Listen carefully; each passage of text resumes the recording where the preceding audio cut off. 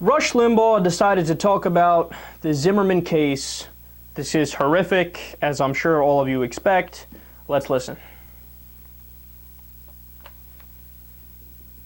It is abundantly clear that in a sane world, the prosecution doesn't have a case. The media is even signaling they know this by asking for lesser charges now to get a conviction. The media, well, maybe we go to manslaughter. Because they don't think they're anywhere near a conviction on murder one here, much less a racial hate crime.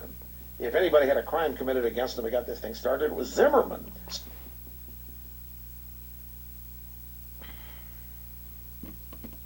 You know, I've made this point so many times, but I want to keep making it because I think it's incredibly important, and I don't even think it's controversial. I don't think you could argue against it.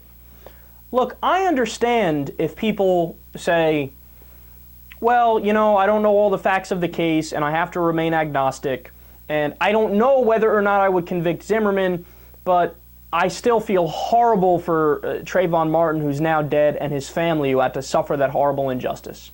Okay, that's a tenable position. I don't agree with it because I think that the facts and the evidence are clear that George Zimmerman did commit a horrendous crime and that he should be convicted, right? But it's a tenable position. I can see where you're coming from. But the rally of support of George Zimmerman has crossed a threshold where it's screaming racism. Because it's not even people saying, well, look, it sucks for Trayvon's family, but I don't know what to make of it all. They're actually doing flat-out hero worship and saying, no, Zimmerman is a victim. He's a victim. He's a victim. How? How is he a victim? By what stretch of logic? What argument is there to say he's a victim?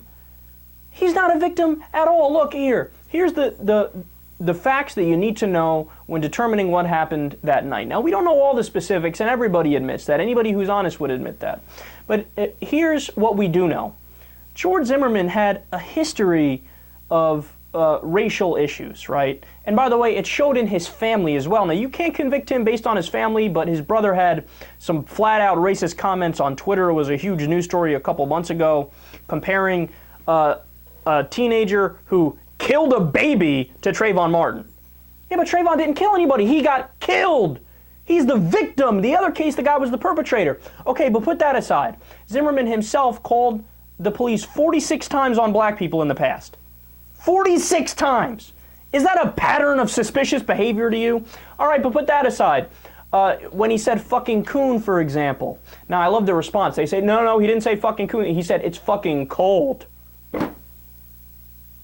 Right, because that's not out of context and completely random, right?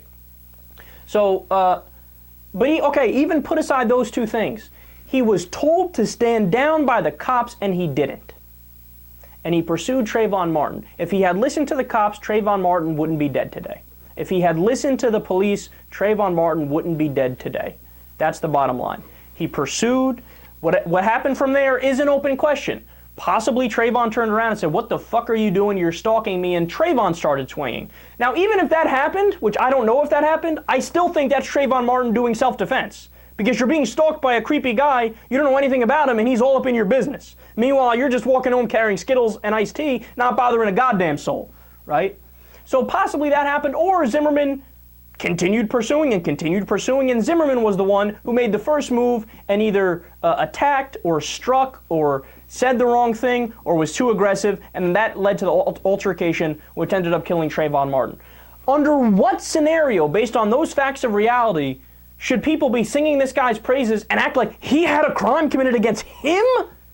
No, he's on trial right now.